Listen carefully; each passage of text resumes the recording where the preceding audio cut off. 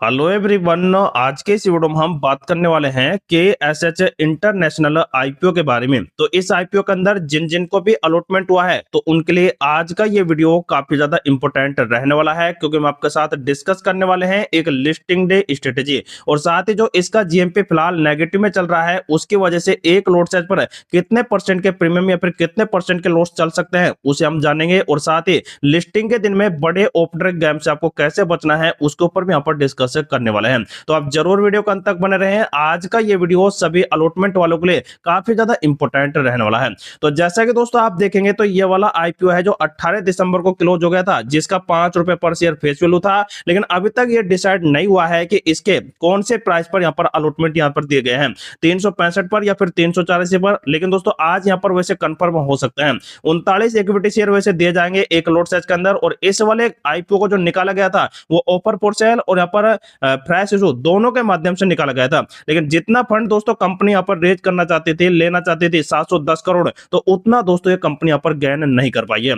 लेकिन दोस्तों इसके टाइमलाइन को ऊपर चेक करें तो आप देख सकते हैं टाइमलाइन में ये वाला आईपीओ का जो अलॉटमेंट था वो 19 दिसंबर को आपको मिल गया होगा। लेकिन रिफंडिंग के प्रोसेस देख सकते हैं आज चलेंगे 22 दिसंबर को। लेकिन दोस्तों तकरीबन 99% यहाँ पर सभी को अलॉटमेंट के यहाँ पर अपडेट यहाँ पर पता लग गए होंगे। लेकिन दोस्तों जिनको अलॉटमेंट हुआ है तो उनको देख सकते हैं आज ही उनके शेयर डीमैट अकाउंट में क्रेडिट कर दिए जाएंगे और कितने रेट में यहाँ पर दिए जाएंगे वो सब डिस्कस यहाँ पर यहाँ पर आज अपडेट आपको पता लग जाएगा। और उन सभी शेयरों को देख सकते हैं 23 दिसंबर को लिस्ट यहाँ पर किया जाने वाला है बीएसई और एनएसई के एक्सचेंज के ऊपर। लेकिन दोस्तों यहाँ पर आप देख सकते हैं यहाँ पर अगर आज आपके पास 14,976 रुपए के आसपास यहाँ पर कोई मैसेज आता है बैंक की तरफ से, वो भी अनलॉक का, रिफंड का या फिर रिवोक का, तो आप समझ लें दोस्तों आपका पैसा रिफंड कर दिया गया है और आपको यहाँ पर अलॉटमेंट इस आईपीओ के अंदर नहीं मिला है। वैसे दोस्तों यहाँ पर जिनको अनलॉकिंग के यहाँ पर मैसेज आने थे वो यहाँ पर शायद 12-1 बजे के आसपास तक सभी को आई जाएंगे। लेकिन दोस्तों अब यहाँ पर आप देख सकते हैं अब मेन बात आती है कि इसकी लिस्टिंग डे स्ट्रेटेजी आपको कैसे तैयार करनी चाहिए। सबसे पहले दोस्तों कंपनी का बिजनेस देखना चाहिए और बिजनेस को कैसे कंपनी अब बढ़ाएगी उसकी स्ट्रेटेजी को भी चेक करना चाहिए। साथ ही कंपनी के फंडामेंटल, उसके बाद प्रॉफिट एंड लॉस लिस्ट यहाँ पर चेक करनी चाहिए और बैलेंस शीट और कुछ एक्सपर्ट का बड़ा बयान जरूर जान लेना चाहिए। और उसके बाद यहाँ पर तय होती है कि लिस्टिंग डे स्ट्रेटेजी आपको कैसे। तो दोस्तों अब सबसे पहले बात कर लेते हैं कंपनी के बिजनेस के ऊपर। KSH समूह का हिस्सा KSH इंटरनेशनल कंपनी है जो 1981 में महाराष्ट्र के रायगढ़ में मैग्नेट वाइंडिंग तारों के निर्माण के साथ अपना परिचालन शुरू किया है और पिछले 4 दशकों में इसके विभिन्न प्रकार के मानक और विशिष्ट मैग्नेट वाइंडिंग तारों का निर्माण तक अपने परिचालन का विस्तार किया है। तो दोस्तों कंपनी यहाँ पर अपने देख सकते हैं विस्तार यहाँ पर कर रही है बिजनेस मॉडल को, जो आप देख सकते हैं मैग्नेट वाइंडिंग तारों को लेकर है।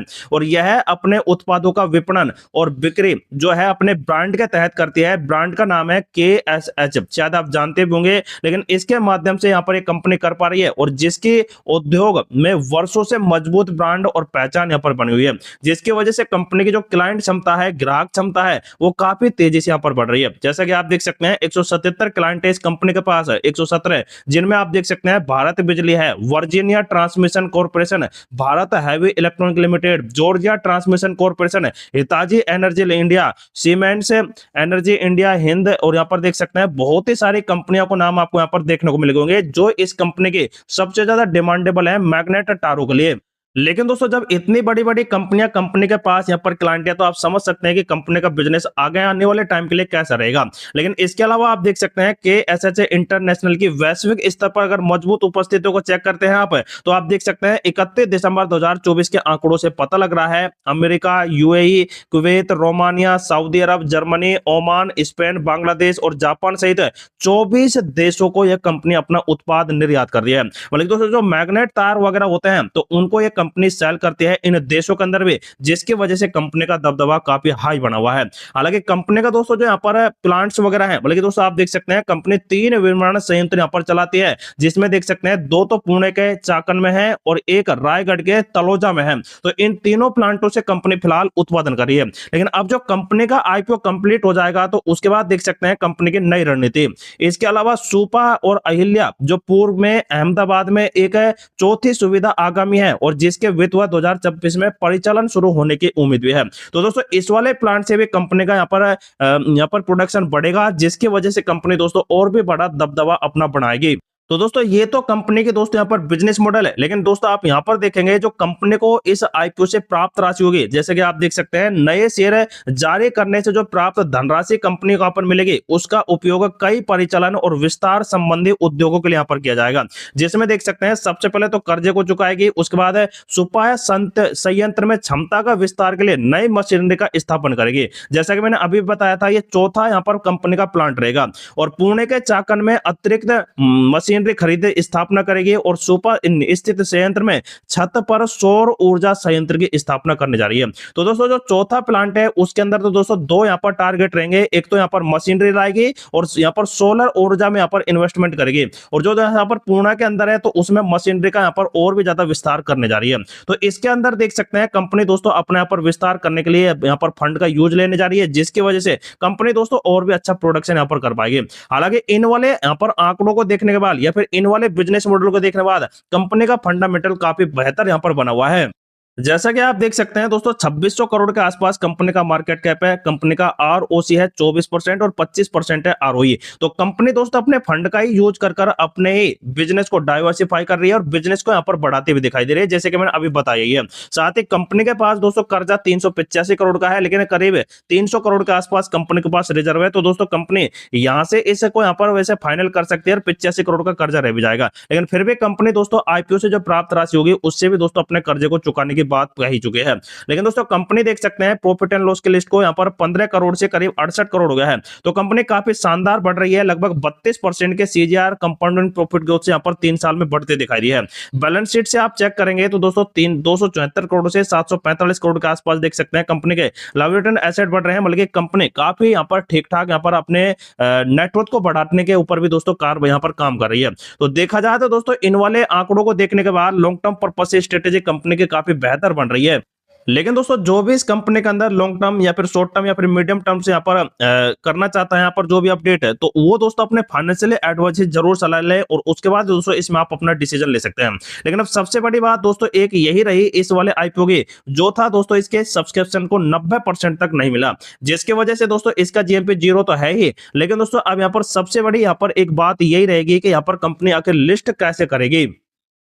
तो जैसा कि दोस्तों आप देख पा रहे होंगे तो यहाँ पर जीरो इस कंपनी का यहाँ पर फिलहाल जीएमपी चल ही रहा है, लेकिन दोस्तों जीरो पर यहाँ पर मतलब है कि यहाँ पर 384 रुपए पर जो कंपनी ने आईपीओ प्राइस निकाला है 384 का, और इतने पर ही देख सकते हैं लिस्टिंग यहाँ पर कंपनी करेगी इस जीएमपी के अनुसार। लेकिन दोस्तों यहाँ पर ये जीएमपी एक अनुमानित आंकड़े होते हैं, हो सकता है कि लिस्टिंग के दिन में इससे भी ज्यादा पॉजिटिव मोमेंटम मिले, हो सकता है कि इससे भी ज्यादा नीचे यहाँ पर खुलते दिखाई दे। तो अब दोस्तों यहाँ पर एक T+1 का एक नियम होता है और उसमें यहाँ पर एक तो जिनको अलॉटमेंट हुए हैं तो वो इसमें सेलिंग प्रेशर बढ़ा सकते हैं, बाय प्रेशर भी बढ़ा सकते हैं या फिर होल्ड भी कर सकते हैं।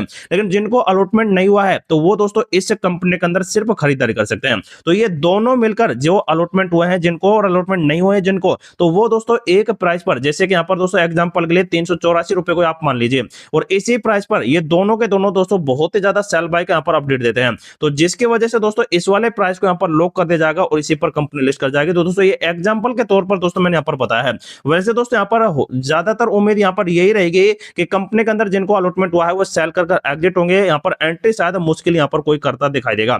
तो ये तो दोस्तों यहाँ पर प्रकार होगा यहाँ पर लिस्टिंग डे स्ट्रेटेजी का। लेकिन दोस्तों सबसे बड़ी बात है कि ऑपरेटर गेम से आपको कैसे बचना है। तो दोस्तों जैसा कि यहाँ पर आपको दिखाना चाहेंगे, वैसे तो यहाँ पर काफी कम फंड आया है इस कंपनी के पास, लेकिन फिर भी आप देख सकते हैं यहाँ पर जो यहाँ पर होते हैं एनएनआई एचएनआई वो बिग इन्वेस्टर होते हैं, तो उन्होंने देख सकते हैं यहाँ पर काफी यहाँ पर ज्यादा इन्वेस्टमेंट किया है रिटेलर के बदौलत है। लेकिन दोस्तों ये कम से कम दोस्तों यहाँ पर हजार लोट साइज तो भरे होंगे, जिसकी वजह से इनको 100 लोट साइज तो कंफर्म मिली भी होंगे। तो अब अगर मिली भी है तो दोस्तों यहाँ पर ये और भी ज्यादा इन्वेस्टमेंट कर सकते हैं लिस्टिंग के टाइम पर, जिसकी वजह से दोस्तों ये आईपीओ का जो प्राइस निकाला गया है तो इससे दोस्तों ये हो सकता है 390 300-400 रुपए के आसपास चला जाए। तो यहाँ पर कुछ ही परसेंट यहाँ पर 2-4% भी अगर ये हाई जाता है इनके इन्वेस्टमेंट की वजह से, तो ये दोस्तों पूरी होल्डिंग को सेल करके एग्जिट भी हो सकते हैं, जिसकी वजह से एक बहुत ही बड़ा ऑपरेटर गेम यहाँ पर माना जा सकता है। तो इस प्रकार दोस्तों आपको इससे वैसे बचना है, जैसे भी यहाँ पर अपने फाइनेंशियल एडवाइस से भी जरूर सलाह ले। लेकिन दोस्तों यहाँ पर जो लॉन्ग टर्म वॉच वाले हैं तो वो दोस्तों बने रहे, लेकिन शॉर्ट टर्म और मीडियम टर्म वाले भी दोस्तों यहाँ पर मौका देखकर यहाँ पर अपना डिसीजन ले सकते हैं। तो ये थी दोस्तों इस आईपीओ को लेकर कुछ आज के अपडेट जो आपके साथ डिस्कस किए गए हैं। लेकिन अब जो भी बड़े अपडेट होंगे वो आपको next to next video provide करा दिए जाएंगे, तो आप जरूर हमारे चैनल को सब्सक्राइब कर रखें।